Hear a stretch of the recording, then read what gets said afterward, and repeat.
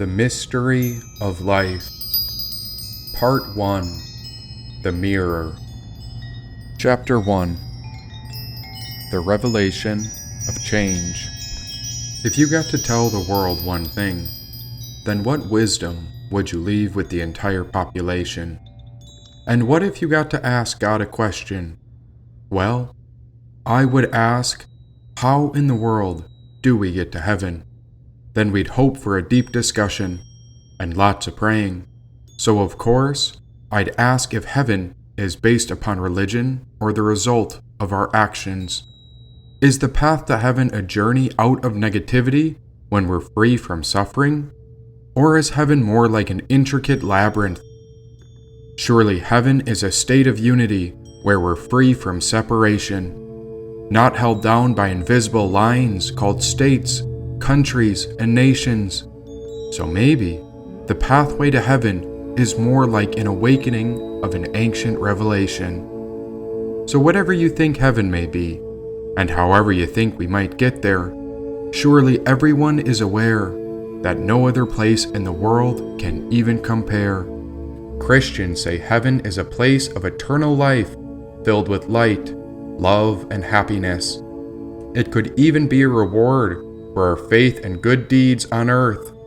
Some think heaven has pearly gates, while those who are Islamic call it Jannah, and it's described as a beautiful garden with rivers of milk and honey where the faithful enjoy eternal bliss and the company of loved ones. In Buddhism, heaven isn't so much a permanent place, but a heavenly realm exists where beings experience great happiness and peace. But they don't see heaven as the goal. Rather, the ultimate realization is called enlightenment and nirvana. And if you were to ask a Hindu, they might say that heaven is a place of pleasure for virtuous souls, after which they may be reborn, emphasizing the cycle of life and karma. But if you were to ask me, well, I'd guess that heaven is a state of oneness and unity. And so you see, I believe that heaven on earth can be our actual reality. When I awoke that morning, the sun rose over the horizon as nature signaled the dawn of a new day. And so I found a quiet place where I brought my hands together to pray. Lead us from the unreal to the real. Lead us from darkness to light. Lead us from death to immortality. And so we pray that the evolution of humanity may discover divine life. Last night I dreamt of Otto, the brave man who protected me all this time.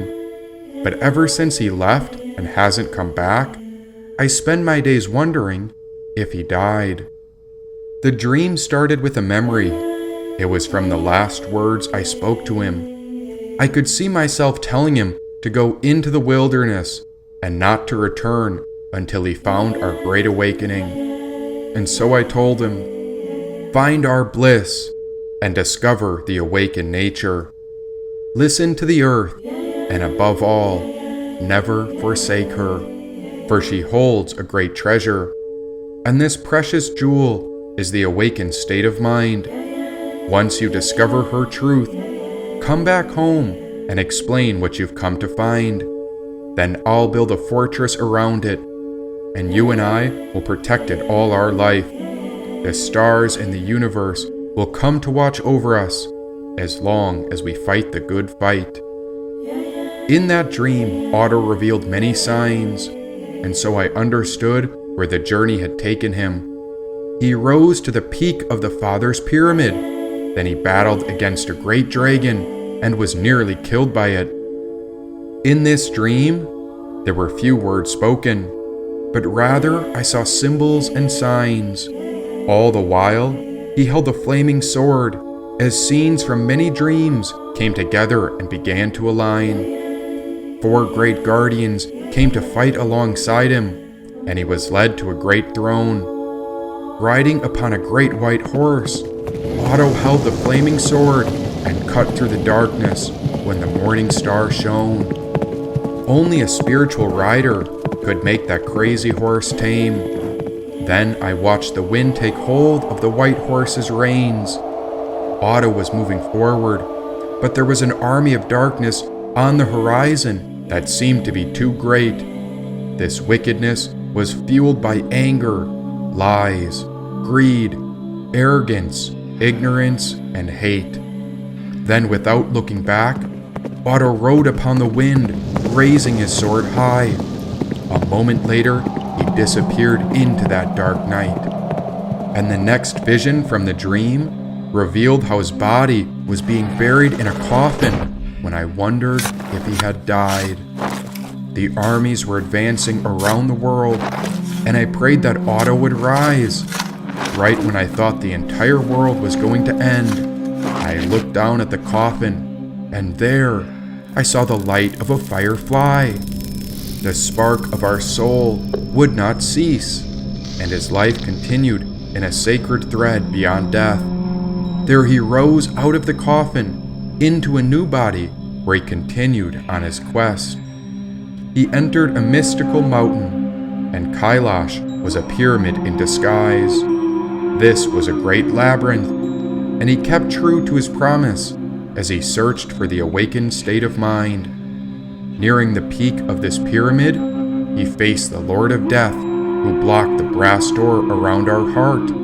Again, Otto summoned the great wind horse. Then he took hold of the flaming sword and rode the spiritual nature of our soul through death, where he slashed the brass door apart.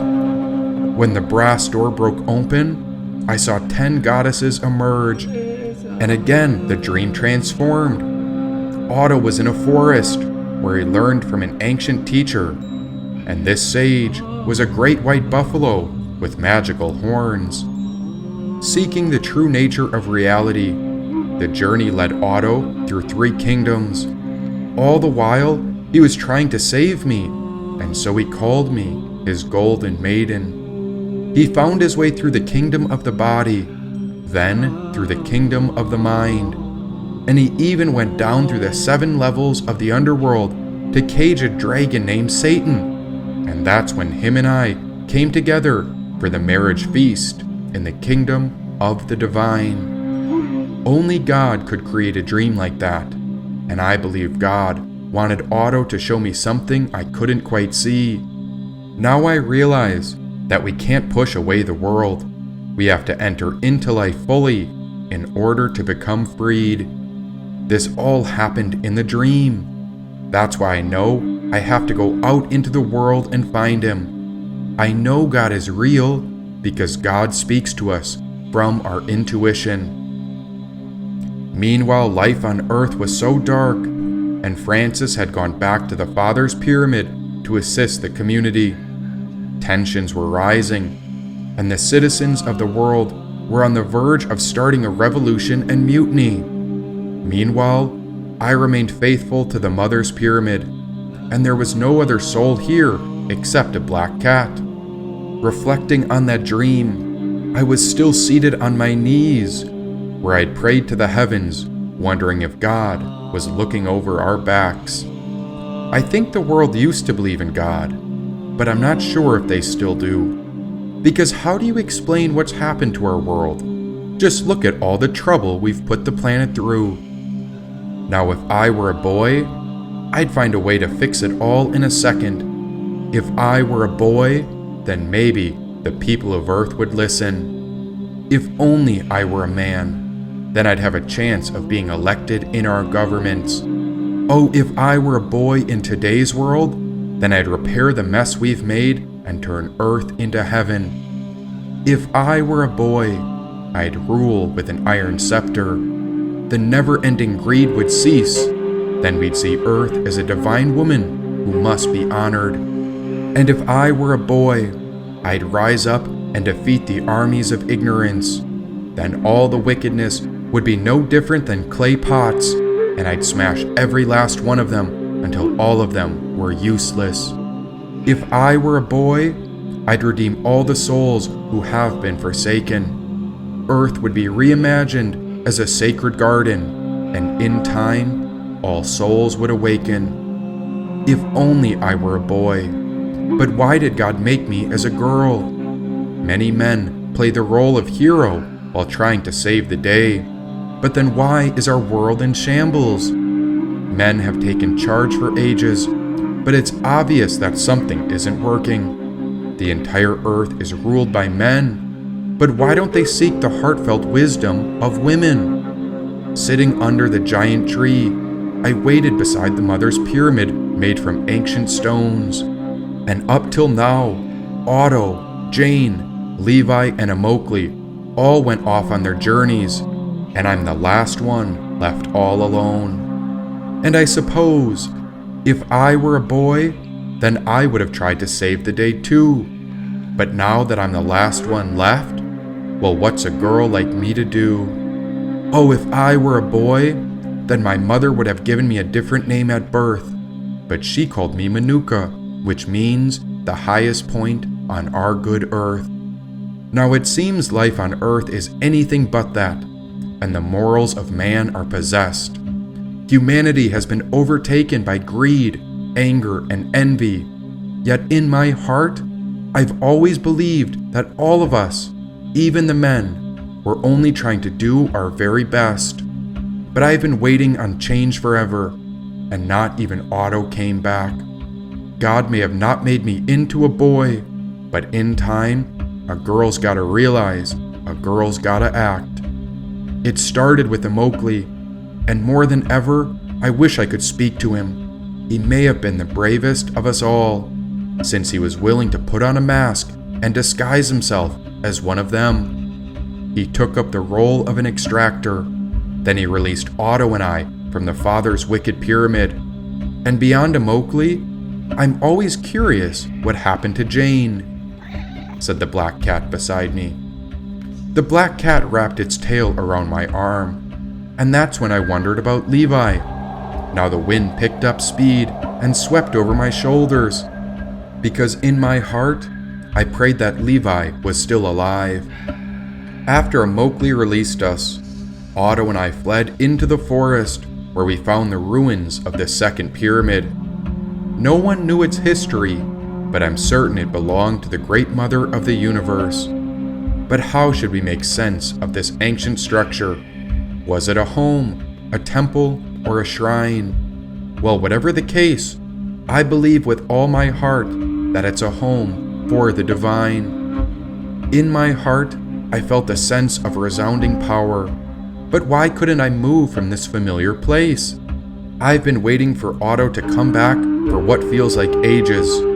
Another day would pass, and I'd be waiting another night, but I just couldn't take it any longer when I felt tears roll down my face. So came the rain. Weeping with the pain of our world, I looked up to the heavens when I saw a giant burst of lightning. It struck the peak of the mother's pyramid before me. Both the black cat and I were in shock. The wind began to swirl and howl, as if the air itself was trying to talk. Looking up to where the lightning struck, I saw the figure of a dark man. "Otto!" I cried out. There I saw him holding a flaming sword raised high in his right hand. And so I ran. I didn't care for my life. There was nothing I wanted more than to be with Otto. And now I broke free from the trap of being pinned between two sides. For ages I wondered if I should go left or right, but now I rose higher as I climbed the sacred pyramid. Surely lightning won't strike in the same spot twice, and it seemed like nothing else mattered because I needed to be with him. When I arrived at the peak of the pyramid, the vision of him disappeared. Surely lightning could pierce my body at any moment, but I'd gone on in the same ways for so long that I was too tired to be scared. Gazing out over the earth, I saw the armies and wars battling way off in the distance. If I were a boy, they'd pull me into that war. But maybe God created me as a girl, because maybe it's a girl who's meant to fix this terrible disease of ignorance. I wiped the tears from my eyes, and a moment later, the rain stopped. A fierce sharpness came upon me, and then a giant cloud of birds rose out from the trees and began to call out as if they too were trying to talk. Swirling around the pyramid beneath my feet, I felt them calling out to God. But what were they saying? I listened closer when I heard them chanting, "King Solomon, King Solomon, King Solomon." Who's King Solomon? 666, King Solomon and the 7 seals. Enter into the Father's pyramid if you wish for earth to heal, said the flock of birds. Then I felt a tiny sensation crawling up my bare foot, and there I saw an ant. I crouched lower to see what it was doing, and by some miracle, I could hear the ant talk. King Solomon was a prophet, the ancient holder of wisdom, knowledge, and power. He knew the language of the birds, and just like you, he was a leader, not a follower. Solomon had other supernatural abilities bestowed upon him from God, like controlling the wind and ruling over the jinn, speaking to ants and enslaving demons, said the ant. And how did King Solomon do this? Through God's will, by artifacts and amulets. Solomon had keys and seals to hold certain spirits that were confined or trapped. Some people even called his powers divine magic. Solomon was the king of spirits, and such spirits were called jinn. He would capture demons, forcing them to explain themselves to him. And all this happened through the power of a sacred ring, said the ant. Well, what happened to him? The ant stayed quiet when it was overpowered by the wind, and I couldn't quite tell who was saying any of this, but rather, this forceful gust of air was pushing at us, as if directing me toward the other pyramid.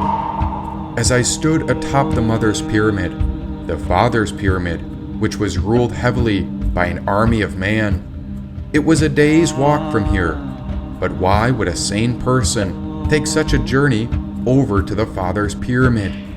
The answer is within, spoke the wind. What are you saying? Everything outside is a reflection of what lives within. Some say Solomon lost his ring to the demons, which may be understood to represent the humans losing their soul to demonic passion. Still, if you go within, you can bind this demon, and so you will set out for the royal temple of Solomon. Do this, and you will have command over your kingdom. For in the case of Earth, the demon now resides in the Father's pyramid, which is the place of Solomon, said the wind. What is this demon? A jinn, said the wind. What's a jinn? A supernatural being. In Arabic mythology, they are said to live alongside humans. Jinn are made of a smokeless flame and invisible in nature.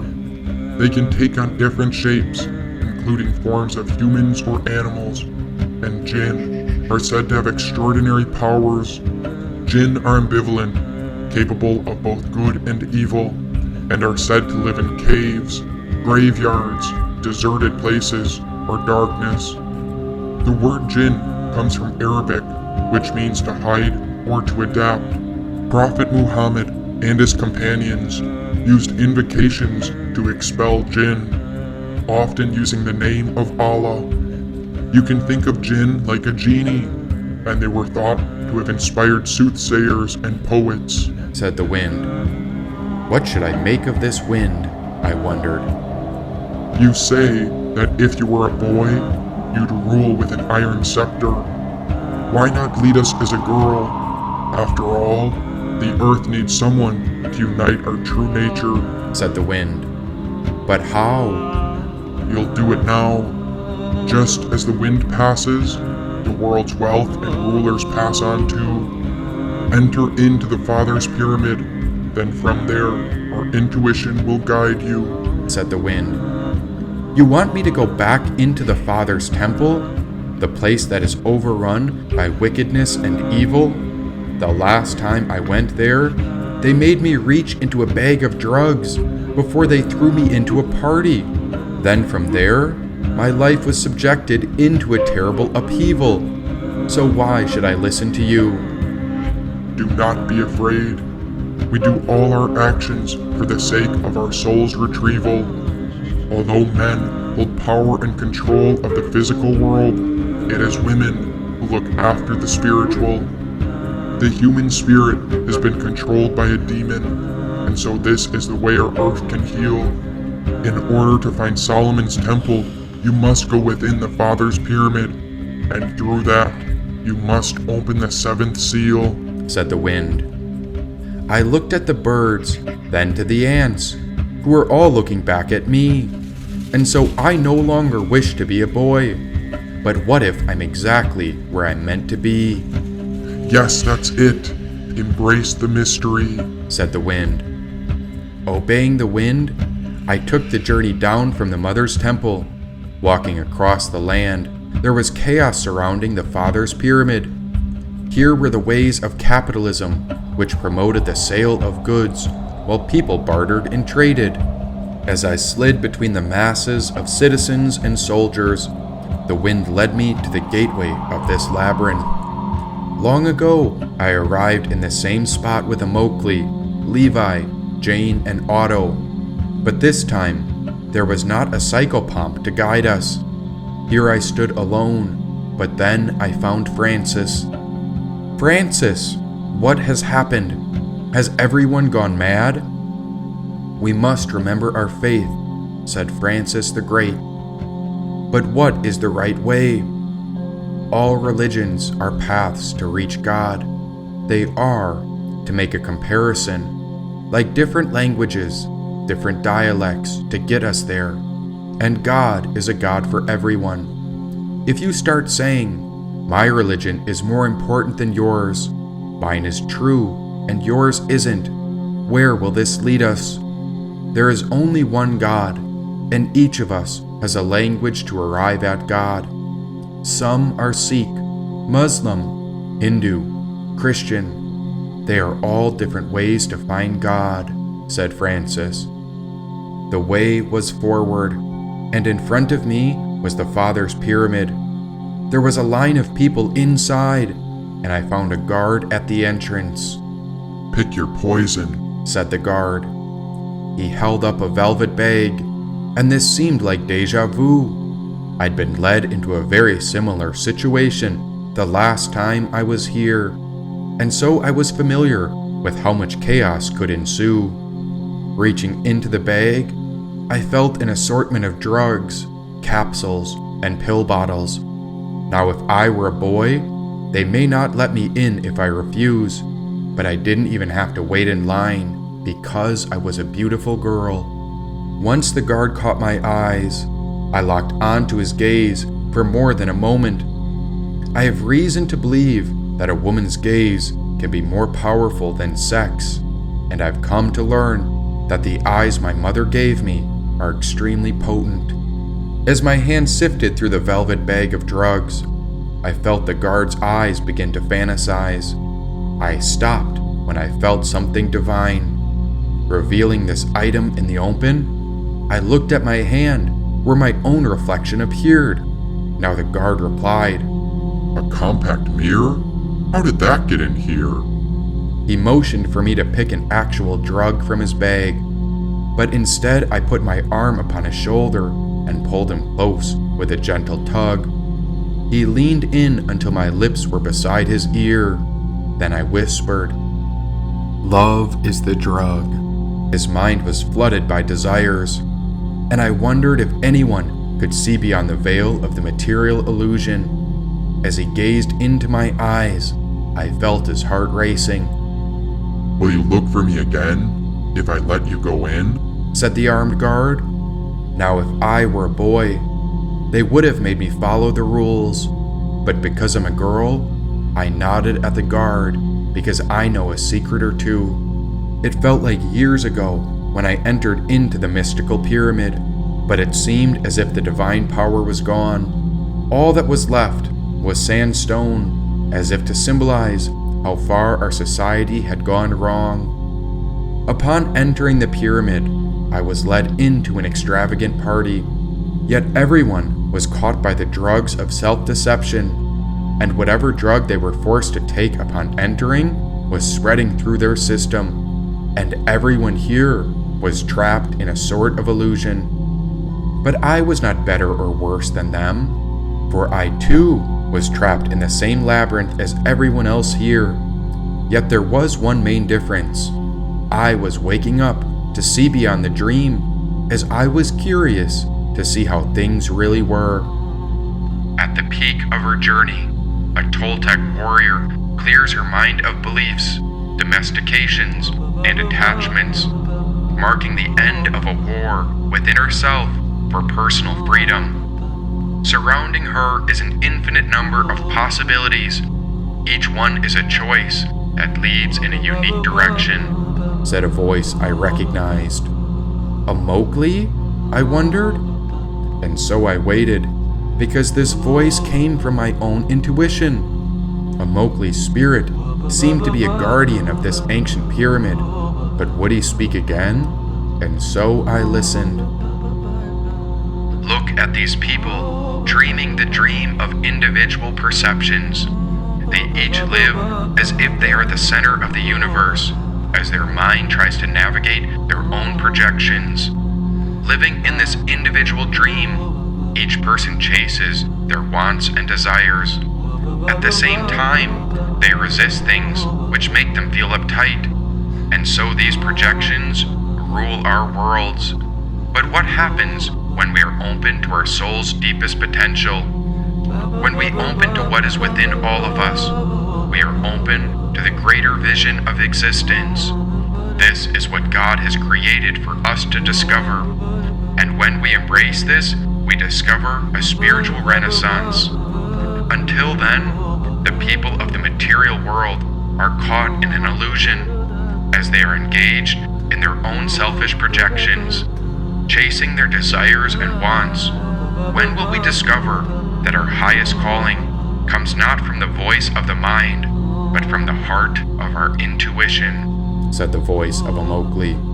Circling this grand ballroom, I saw how everyone was lost in the party of their own projections, and the more I gazed upon these lost souls, the more I couldn't bear to be surrounded by any of them. Become a master of the soul, then you will no longer be caught in the drama of the party.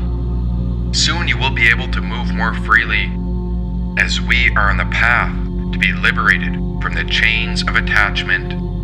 Most people who are attached to material things are also attached to beliefs and ideas.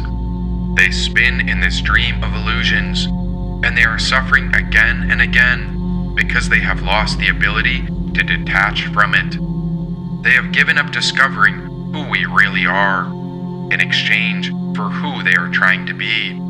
They are living a life that is not their own, and so they are lost in a cycle of suffering that they call a party. When a person becomes so domesticated and attached to their beliefs and ideas, when one can no longer let go of any of it, their choices narrow until even their so-called choices have trapped their soul in the illusion. Then they will spin in this cycle of suffering and pain, trapped in ignorance and confusion. These people are no longer the master of their own soul, and as a result, they engage with others in a way that does not serve their highest good. They will constantly try to make sense of their lives while entrapped in the illusion of this party. And as they search for answers, they do not understand why they are always misunderstood. Once a person joins the drama of this party, their reality is shaped by their selfish mental projections.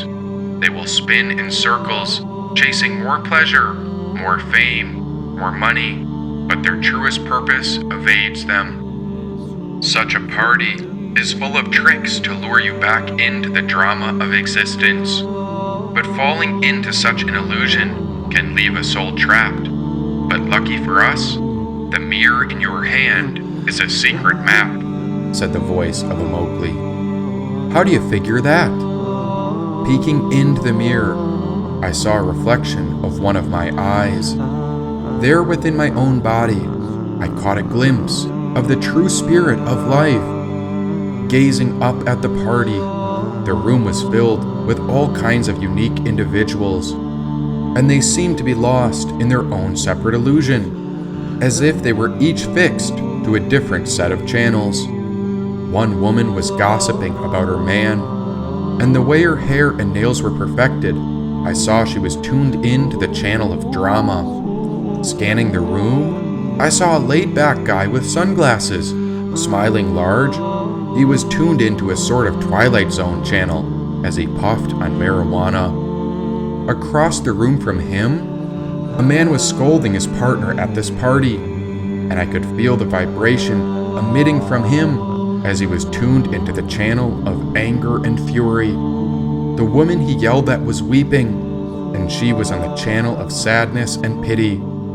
Over and over again, I tuned my awareness upon each guest, and the theme of their nights ranged from political, economic, dance, or even comedy. Whatever reality they were existing in was the state at which they were living in. But in this drug-fueled frenzy, I noticed how they were all caught in the same type of illusion. What is this illusion? It's like a sort of haze or confusion. Everyone is existing in their own reality. They're all lost into their own separate channels to which they're tuned in. Look beyond the illusion. What do you see? Can you see the energy behind the different channels that you might be flipping through upon a TV? Asked the voice of a Mowgli. I blinked to see someone on something like Channel 2. Then I'd open my eyes across the room and witness a sort of debate that might be seen on ABC. I'd blink and switch to something like Channel 8. Then I'd blink again and find people dancing as if they were on Channel MTV. They all seem to be seeking enjoyment, but the illusion they're caught in is a sort of entertainment, not always engaging. And it's as if each of them are trying to make a channel their own personal statement. I see it like we're pretending to be the main characters of our show, and everyone is existing in a desperate attempt to control how their story goes. But beyond this projection of theirs that covers their individual reality, there seems to be something mysterious that not all of them can see. So what is under this dream of reality? What is fueling this observational illusion? In Hinduism, this concept is called Maya, said the voice of a Mowgli. Everyone at this party is being deceived. It's as if they've fallen victim to their own self-centered wants rather than our world's needs. There is something much deeper than we're seeing on the surface. And in the same way, there is a mysterious power that ignites the projections behind all these people's dreams. What is the power under it all?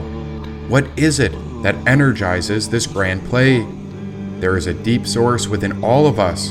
Could we call it God's love of creation? Yet I see so many characters in one room that I can't help but wonder if everyone here has been led astray. Love is the source that drives existence. Love is the source we all come from. Love is the way, the truth, and the power that allows us to have a choice. And in time, love is where we return once this drama, this dance, the play, and the party are all done. So who will choose to let go in order to be in control? Who will step free of the individual mind and discover the universal power of our soul? As a master of the spirit, you can hold space for all relationships, even with those who disagree with you, knowing that others may see you in a specific way, but whatever their opinion may be, it's not the ultimate perception or truth. So what is our soul's ultimate nature? Instead of looking outside for an answer, what if you turn inward to contemplate what exists within our soul's reflection? Do you see how everyone at this party is driven by their projections? Yet their version of how life appears to be is only a veil over the true reality. Just because others are attempting to draw you into this play of the illusion, it doesn't mean you have to participate. Remember how our inward state depicts how we appear outwardly. When we become a master of our spirit, we know how to stay grounded, regardless of what's happening around us.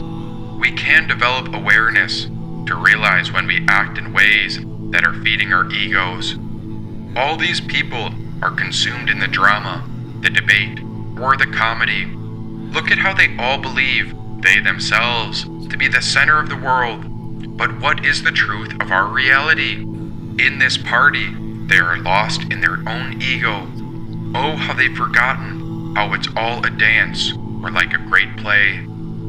Self-mastery is not an isolated idea within the Toltec tradition, as every form of spiritual discipline provides a map to help us live in harmony with this great drama. The key is to be aware of what's happening, rather than getting trapped in it. Before we deconstruct and rebuild the world around us, we must start with our own self. We need a greater understanding of our attachments before we can appreciate the gift of eternal love. Only then can we live in peace and harmony. Only then will the true nature of reality become clear. So when you are ready to embrace the truth, simply focus your gaze inward. Can you see the true nature of reality gazing back at you from within the reflection of a simple mirror? Said the voice of a Mowgli. Walking to an empty hallway away from the party, I sat in meditation and focused my gaze upon the mirror. Staring there for as long as it took, the true nature of reality started to appear. The formless began to take shape. The vision began to pierce through the illusion and dream. By focusing the light of awareness inward, the truth revealed what could not be seen. Thus I have seen. There are only two ways to go. We can follow the lost crowd, or we can turn the other way and awaken through the unknown. In search of a place called heaven, I went inward away from the party. There I looked inside of myself to see how far we'd gotten lost along the journey. After being alone in that secluded place, my gaze focused so deeply until all that was left was a central hallway of mirrors. There a gateway opened in my own eye when I caught a glance of eternity when I heard a voice whisper, Satori, she said. What story? Satori is a term for awakening. It refers to a deep experience of seeing into one's true nature. It is the glimpse of enlightenment when the light of a person begins to awaken, she said. This great spirit was within my reflection, and she was speaking from within my eye. Now I was trapped in her gaze when a part of me began to fade and die. What is spiritual awakening, and why does it happen to some and not to others? It is because only few can take the excruciating pain that awakening often conjures. Until we learn to transmute it, awakening may appear more like a disintegrating and a re-remembering than anything else. It's when we have to offer up our ego in order to remember our truest self. This means we discover our awakened body, where you can hear, feel, and see what is in the dark. These revelations can be so terrifying to the ego because it means that the old ways of our lives begin to fall apart. You begin to witness the pain and violence upon the earth. You descend into the collective shadows. Only the strong souls go upon this journey because it forces you to walk to the edge of the unknown. Like exploring a mysterious territory, you are helping every soul in this process because what you are experiencing is an opening into the higher levels of consciousness. You may experience pain as you separate yourself from the masses, yet you are beginning to unite with the all. Few accept this duty, even though many are called, she said. As I gazed into the hallway of mirrors, I watched her formless body come forth and polish the reflection of her higher self. She had come from the other side, which could not be seen. Yet I was not certain if she was someone else. My gaze was locked on the mirror, but how was this woman's spirit coming through? The truth was being revealed, and her formless spirit came closer into view. In the material world, I knew there was no one else here beside me. But then how could I make sense of the woman that spoke of the awakening called Satori? "What about our story?" asked a voice on my left. Why, certainly, I was in the heart of it. "We are in the heart of discovery," said a voice to my right. My eye was stuck on the mirror, and these different voices appeared on both sides, which seemed contradictory. But why can't I see anyone? That's why we call it a mystery, spoke the woman's voice. There was no turning back now, especially when I couldn't seem to move. What started as a simple gaze into a compact mirror opened up an endless hallway of mirrors that covered all sides of this room. There were mirrors everywhere, and something inside of me knew this was the right route. Yet there was a feeling that many souls could see through from the other sides of these mirrors, even though there was no way I could look out. These must have been one-way mirrors, and all I could see was an inward reflection. But from the sound of these voices, there were other people watching, and so I wondered who was out there that might be examining my exact location. The path was forward, and the mirrors even covered the floor, sides, and ceiling. Ever watchful, I stayed silent because I'm certain there were other souls watching. I'd already noticed 2 different men upon the right and left sides of the mirrors who were listening, but I'd also heard a woman. And what if there was an entire stadium of beings looking down? What if there were 144,000 of them? Now what would you do if you thought you were being spied upon or judged? Well, the longer I journeyed through this hallway of mirrors, the more sensitive I had become. It was as if I could hear voices observing from all sides. I wanted to tell them how it really was, because they had no clue what my life was like on the inside. Right when I couldn't take it, I heard a voice from up above. "We are polishing the mirror of our spiritual heart," said the voice of love. "How do you know how it is? You don't know anything about me. You may think you know what I've been through, but you have no idea of any part of my journey." Maybe, maybe not, but I have come to learn something about life's mystery. What if I could show you the path back home? How would it feel to live ever free? Said the voice of love from up above. What do you know about my journey? The spiritual journey is not about acquiring something outside yourself. Rather, you are penetrating the layers and veils to return to the deepest truth of your own being. That's the song of the ever free, said the voice of love up above. Then why can't I see you? You never have to change what you see, only the way you see it, it said. Then do you know where I am? Sure, you're inside of our soul. You've entered into the heart cave, and you've gone to where few in the modern age have the courage to go. Usually, most people run away.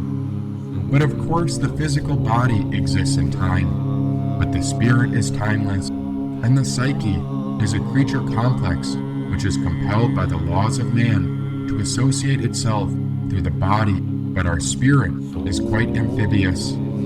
You could identify your life with your body, or you can live in the world always listening to your ego, or you can come into the heart cave where you find yourself now, and that is how you remember the truth about the essence of our soul, said the voice up above.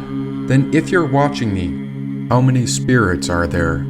I am aware there are others who can see through these mirrors that seem to be intent on observing what I've been through.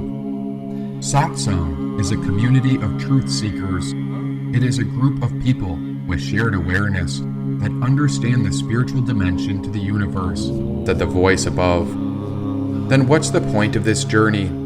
I don't even know where I'm going or where it ends.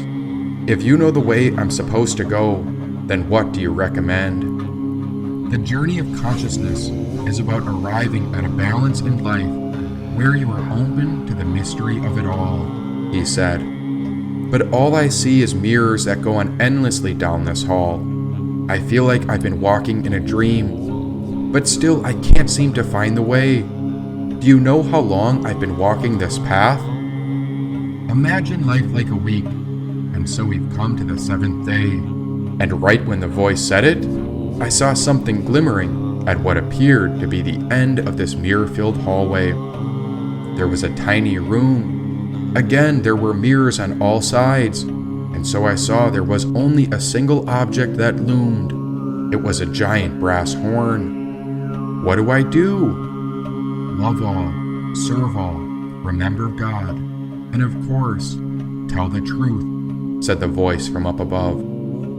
I tapped the horn when I noticed this was a giant transmitter. Who hears what comes from this horn? The word spreads to the 144,000 listeners, said the voice up above.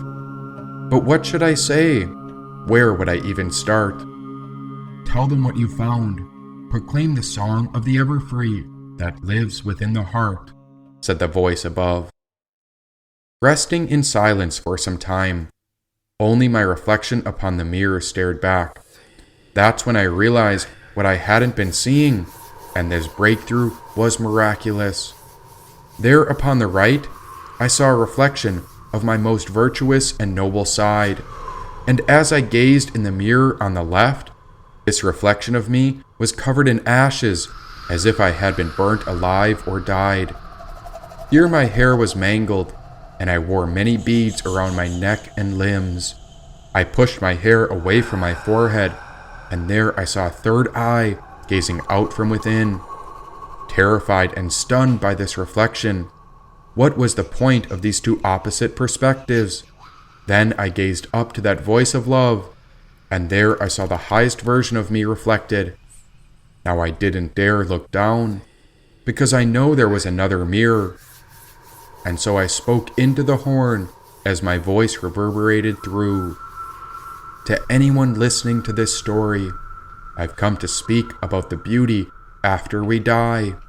For within us is a divine soul that goes beyond death, and so we call this journey the mystery of life. I gazed back to the vast hallway of mirrors, unknown as to whomever could be listening. Then I closed my eyes to speak from the heart, and there I found two threads tied together, which were altruism and wisdom. Once upon a time, we came together upon the 7th day. There were at least 3 others here when we lowered ourselves in reverence to pray. And so the soul upon the right mirror spoke. Dear God, we surrender to that which we are called to do. Guide our souls as we live in service of you. Amen, it said. And so I spoke to the voice on the right. Did you always believe in God? Maybe you could show us the truth. And how can you explain the pain and tragedy that the poorest people suffer through? How come the rich hoard the world's resources? Don't they have any left to spare? And if God is really out there, then why did God put us here? Within life we find clues, and within life there exists the complete truth. But what if the truth that you've been looking for has been looking out from within you? Between love and hate, in the middle of hope and fear, there's a perfect reason as to why God put us here, said the soul on the right. The spirit upon the right side seemed to be devoted to existence, for he was the right hand of God, driven by something no living human could see. He was righteous and just, but followed no human laws. What if we are here for a good reason, but it's not something a human being could ever know? And so, what if you're called for a mystical transformation that not all humans undergo? Did you know that for centuries, those in power have suppressed, destroyed, and exploited the mystical art of magic? And as a result, Those in power have pushed our spiritual growth into shambles, and so the suffering of human history is tragic in spite of the potential of such magic, said the man upon our left. This was the left hand of God, that mystical and supernatural being, not controlled by anyone, and if I tried to catch him, he would slip through my grasp, as his soul was ever fleeting. The soul to my left revealed how to let go. That's the only way I could learn what this left hand had to show. And so the more I surrendered, the more this spirit on the left could teach, and so the more I would grow. And did you know that since ancient times, magic has been ruthlessly hunted down and concealed? Why, it's far more lucrative for businesses and pharmaceutical companies to profit off the sick rather than to help our world heal. The richest billionaires remain in power just as long as the majority of people stay impoverished and poor. So the wicked world leaders continue with the military-industrial complex, which keeps these cruel rulers in power as long as the world stays at war. From the sands of Egypt to the alleys of medieval Europe, through Gnosticism and animism, within bond traditions, the forces of suppression have relentlessly sought to extinguish our luminous flame, yet we rise so that the fire of our spirit continues to flourish, said the soul upon my left. But why is there such relentless pursuit against that which is democratic? Simple, because of magic.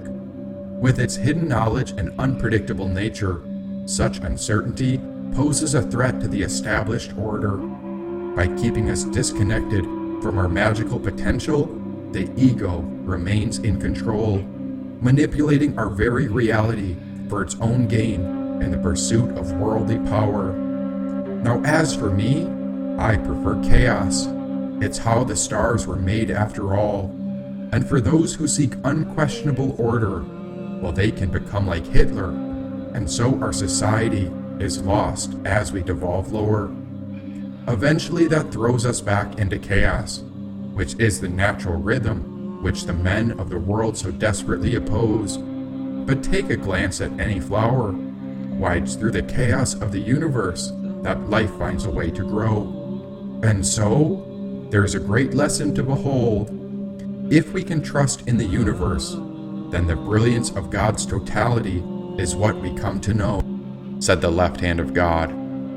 So should we fear the men of worldly power? What if they dominate the earth? What will happen to our species if the natural rhythms of the universe are not respected or observed? Fear nothing, for the veil is lifting, and so the dance of chaos is a revelation of nature's harmony, which is self-existing. If lies and corruption are spreading, then have faith that soon the truth shall be revealed. Join us as we unravel the secrets of magical empowerment, resistance, and liberation for the great relief of suffering, where all beings will heal, said the left hand of God. When this left side of God spoke, there was a curiosity about the powers of magic. This soul's voice was upon the left, but it was not something one could simply grasp at. The more I tried to get it, the more this voice upon the left would evade the mind by mysteries of trickery, and the more I became a still witness to its voice, the closer I felt to being freed from it.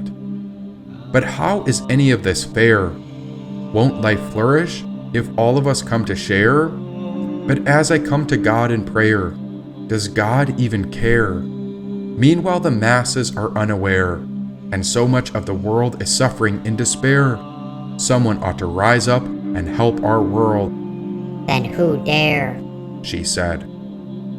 She was the one that couldn't be seen. She was in the middle, within the intuition, and after all this time, I'd come to think of her as something like a hidden queen. Yes, there was also this inner being who happened to be feminine. Sometimes we'd forget she was here with us, because so often she remained silent and hidden. There was the voice upon the right who was devoted to God, while the voice on the left was rebellious and cared little about any chaos that was caused.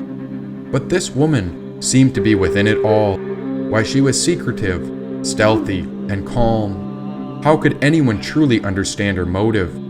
Yet she appeared virtuous. Rarely did she respond to our questions, and so she, in the middle, was the most mysterious. As the right hand of God was loving, just, and protective, the left side of God was brilliant, defiant, and transformative. And although I could not decide which side I favored more, it was this feminine aspect in the middle that was most supportive. The right hand of God seemed to do anything to keep me closer to God, whereas the left hand of God would lead me astray for the sake of growth. But this feminine side, which could not be seen, why, she existed in the center, and so I felt her most in my heart, my mind, and my throat. It seemed she could travel through us, but we could not control her. She could rise through our third eye to emerge out of the crown of the head, and that is why myself and both the right and left sides all knew her as our master. Oh, how could anyone forget she was here?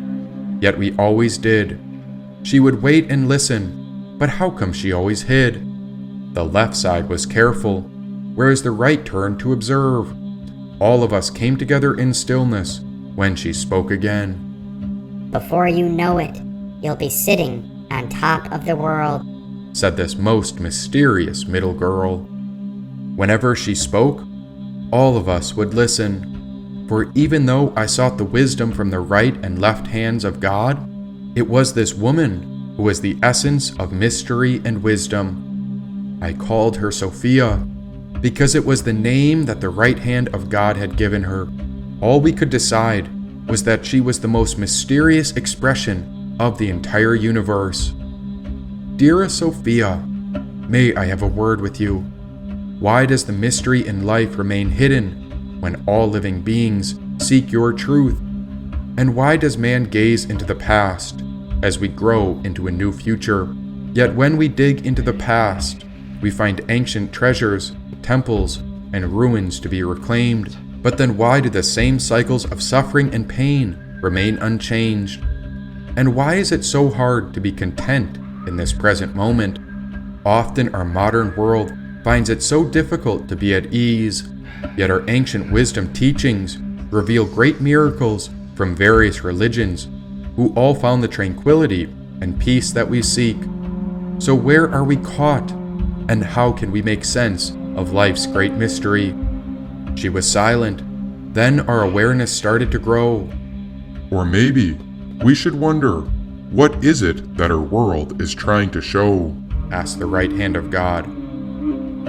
Once upon a time within a world, many plants, creatures, and people have grown. And so this mystery is timeless and constantly debated. And so we might ask, can the real purpose of our existence ever be known? Asked the left hand of God. And if so, then how do you explain a miracle?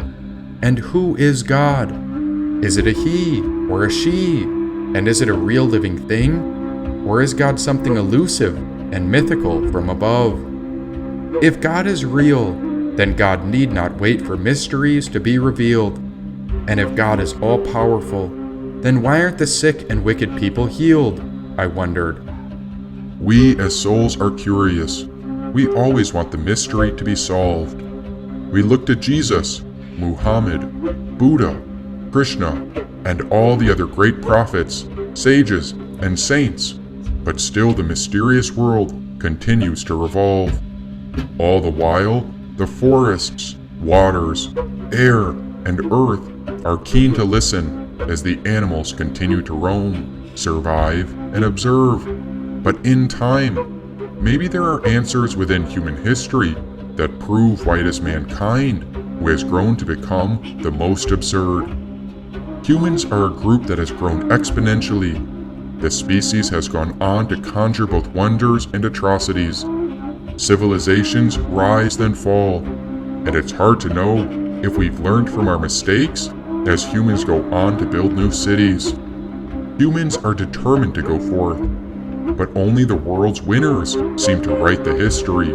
I wonder what Sophia will teach our world now. What will God teach us about the eternal mystery? Said the right hand of God. For many ages we try to solve it, and for countless eras war is waged. But is the mystery of life meant to be solved? And if so, what progress has been made? Man measures our human worth on material and monetary value, but it all dissolves in the end.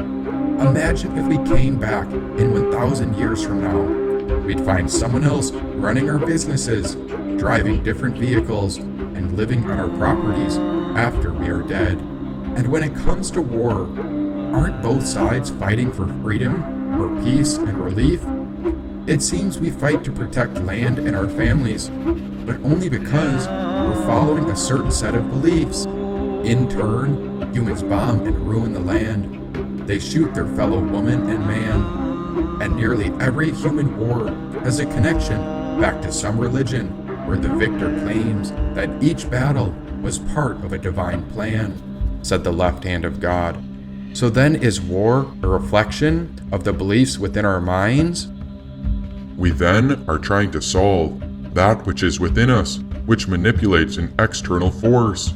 And so this too leads us deeper into the mystery of life, said the right hand of God. Jesus was very curious about this mystery, so much so that his life was a mystery to most. It seems the world is torn on what to think about this man named Jesus. Why some believe he was the Son of God, while others believe he was a humble person led by a Holy Ghost or Spirit. Some see Jesus as a good man. Others think of him as a miracle worker or healer.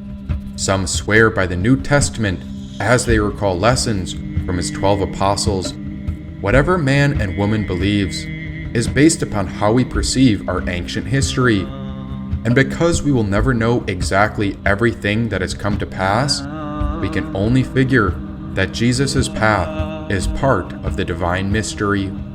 The people of the world support their beliefs with words, scriptures, and theories, but often these beliefs push us further into separateness and war. Yet, we're all aware of the values of life, like integrity, truthfulness, patience, courtesy, purity, moderation, love, justice, and fairness.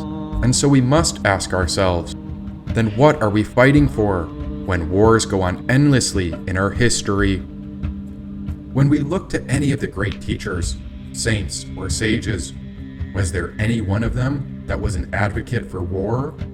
It seems not a single prophet was a proponent for fighting. Yet in the Bible's last chapter of Revelations, we see an urgent fight for righteousness, as if the dark forces of wickedness can no longer be ignored. Revelations speaks mythically, and in this last book of the Bible, we see a whole different side of Jesus. It makes us believe that Jesus has changed since he appeared 2,000 years ago, and so this is a turning point that comes to destroy the powers that deceive us, said the left hand of God. But why would Jesus have changed? If Jesus first came as a peaceful man, I cannot imagine that Jesus would come back for revenge. This seems to be a great mystery, and so no individual opinion can explain exactly what will happen. Whereas we should remember that God's universe is brilliant, and sometimes God sends us signs that may appear as a distraction. That way, God can double-check to see if we were ready to listen, said the left hand of God. So when Jesus first appeared, he was purely non-violent. But what if the purpose of such a mystery is similar to the Buddhist traditions, where a wisdom king would appear as a wrathful protector of enlightenment? Such is the case of a noble, immovable Lord. And so we see how a teacher may lead a great resistance. From our history, we know that Jesus was a peaceful man who vowed to save all people from death and demons. But in Revelations, there seems to be a total shift, and this appears as an unbeatable spirit, so that ignorance does not persist. Such a great mystery, and yet the mystery is changing in front of our eyes. Everyone and everything we ever see in our life will change. And so what if Jesus' greatest teaching was that our spirit cannot die? Asked the right hand of God. So what is this revelation of change? How can we make sense of this? What is it that the churches don't seem to understand and always seem to forget? Infinity, life, death, and rebirth. This was happening before any one of us were ever born. God created the world, and the Christian churches teach that Jesus came to redeem our sin so that the kingdom of heaven could be restored. Yet why is it that we wage war, and what hope is there for the poor? What revelations are hidden that couldn't be known before? It seems that the book of Revelations conceals something like a hidden code, yet this is all revealed on a hidden scroll. And so I wonder, when will the churches change and come together? Surely such a hidden answer could only be found in the depths of our soul, said the left hand of God. And so what must we do? In the vision of this mirror, I began to feel the voice of our true nature. There I looked to Sophia because I knew she was listening. We are building a universal temple, and this sanctuary will be a safe haven for God's children. This temple will accept all beliefs, churches, faiths, and religions. No one will be turned away. We will gather to love all, serve all, and remember God. From the Gospels to the Goddesses, we will study all scriptures, from the Bible to the Quran, from the Yoruba to the Upanishads. We will protect all souls, and we will liberate where the religions have lost sight. Ride upon my Holy Spirit. You are called to take up the bow and arrow to protect our spiritual light. Together, we will unite the faiths of earth as we will accept all religions. We will spread the high teachings, and we will come together in unity and share wisdom. We will do this regardless if the churches of old join us or not, as we are not waiting for anyone's permission, said Sophia.